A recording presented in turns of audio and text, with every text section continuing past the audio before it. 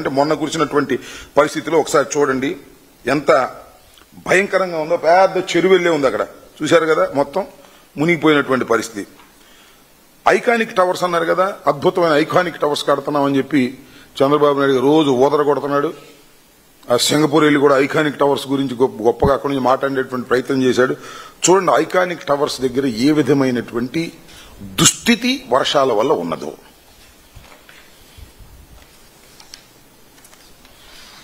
ఇగో చూడండి రోడ్ల మీద పరిస్థితి.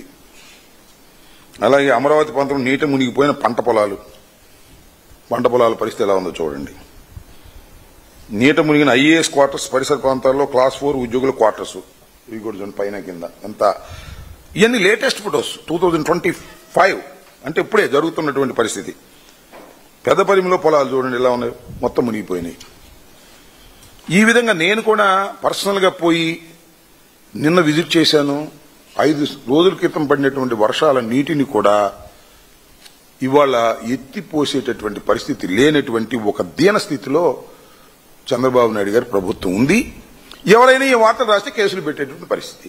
నేను ఒకటే మనవి చేస్తున్నా, అయ్యా చంద్రబాబు నాయుడు గారు, మీరు రాజధాని నిర్మించాలనుకున్నారు, నిర్మించే ప్రయత్నం ఉన్నారు, నిర్మించండి, మాకేమీ అభ్యంతరం లేదు, మాకేమీ జలసీ కూడా లేదు. కాకపోతే మీ నిర్ణయాలు తప్పు తప్పు తప్పు అని అనేక సార్లు చెప్పాం, మళ్ళా చెప్తున్నాం. మొత్తం ఎంతండి మీరు లోన్ తీసుకుంది? 52,000 కోట్ల లోన్ తీసుకున్నారు. చూసుకుని వాళ్ళ రైతాంగానికి ఏమైనా హెల్ప్ చేశారా అని అడుగుతా ఉన్నా. మిమ్మల్ని నమ్మి మీకు రైతులు పొలాలు ఇచ్చారు కదా, వారికి ప్లాట్లు ఇచ్చారా? ప్లాట్ ఎంతో డిసైడ్ కాలే కొన్ని చోట్ల. ఇచ్చిన ప్లాట్ డెవలప్ చేశారా?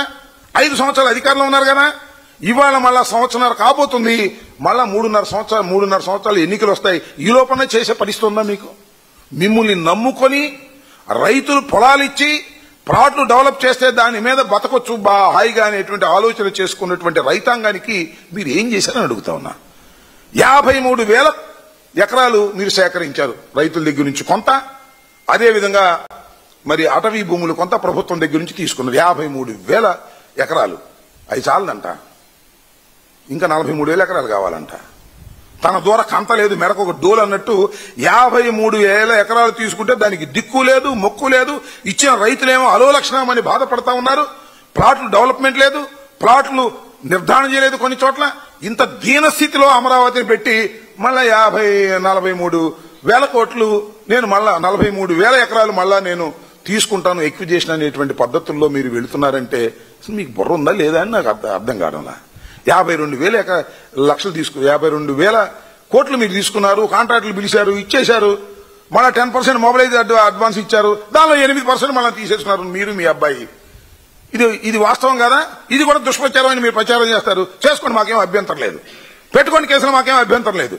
ఇంత దౌర్భాగ్యంగా అమరావతిని ఒక ఆదాయపు సోర్స్ గా మీరు ఉపయోగించుకునే పరిస్థితికి ఉండి, కొండవీటి వాగు మీద లిఫ్ట్ పెట్టి 220 కోట్ల రూపాయలు ఖర్చు పెట్టి దానిలో కమిషన్లు కాజేసి అది నిరుపయోగంగా పడిపోయేటటువంటి పరిస్థితి, పనిచేస్తున్నా కూడా శాశ్వత పరిష్కారం రానటువంటి పరిస్థితుల్లో మీరు వదిలేసి ఇవాళ కాకమ్మ కథలు, నీతి కబుర్లు చెప్పేటటువంటి పరిస్థితి మీరు చేస్తున్నారు. చాలా దుర్మార్గం అని మనం చేస్తున్నాం.